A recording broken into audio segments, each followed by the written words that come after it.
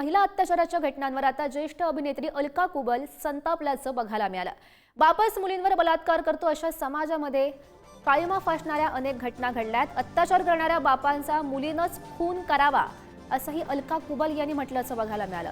माध्यमांशी बोलताना संताप व्यक्त करत अलका कुबल यांनी आपला संताप व्यक्त केल्याचं बघायला मिळालं। बऱ्याच वेळा आणि बघतो तर आपण या घटना घडत असतात। म्हणजे कोणाचा चुलत भाऊ असतो, कुठे आत्ते भाऊ असतो।